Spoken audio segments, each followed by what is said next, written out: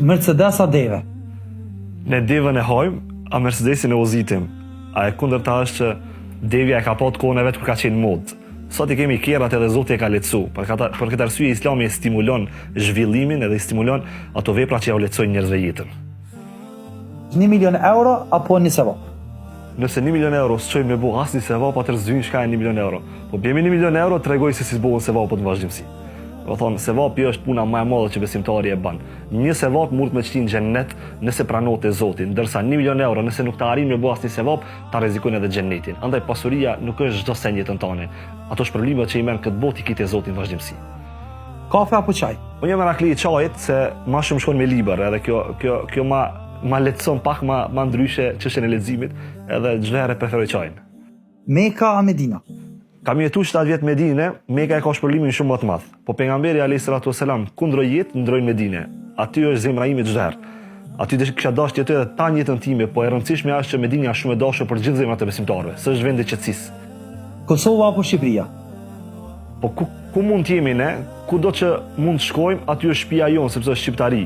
Po kjo pjesa Kosova-Shqipëri, neve më shumë pak na ngrej zemra ka Kosova shkaku i sprova që i kanë pa gjatë luftës sen, ndërsa Shqipëria është nona jonë, nuk i kem ku ikim edhe s'mundet me na largu sepse jemi pjesa asaj zherë.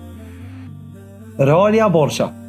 Unë s'jam tifoz i futbollit, po shpesh herë kush jep gol prej muslimanëve, cilës do ekip qoftë Borçës apo të Realit, ne favorizojmë edhe dëshirojmë atë. Hoxha Krasniqi apo Hoxha Rama? Dy dietarë si ndahen.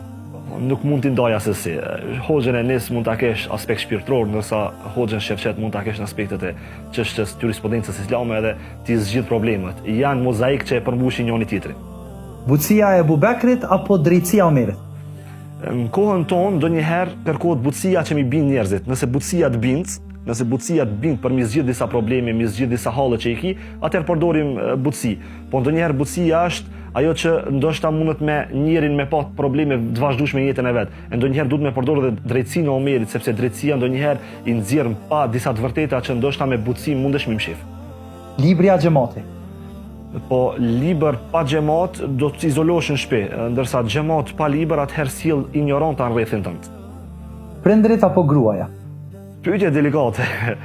Ne prindërit e kemi përgjithësi. Do të thonë, për prindërit ti je i urdhëruar prej Zotit, mi respektua dhe mos më thonë edhe fjalën më thjesht ndërsa gruan e ke emanet pejgamberit alayhis salatu wasalam. Mbaje përgjithësinë dhe ruaje emanetin. Kjo është ajo çështja që me jetu atë balansin mes përgjithësisë edhe mes asaj që pejgamberi alayhis salatu wasalam ta kalon si emanet. Nëse kjo është fjala jote e fundit në këtë botë, çka do të thoje?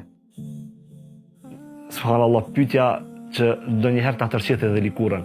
Nëse Allahu azza wa jall ta mundson çket fjali që me këtë e përfundoj jetën time, pa ka fjali më të mirë se sa shahadeti, dëshmia që ty çtin xhennet. Ashhadu an la ilaha illallah wa ashhadu anna Muhammeden abduhu wa rasuluhu.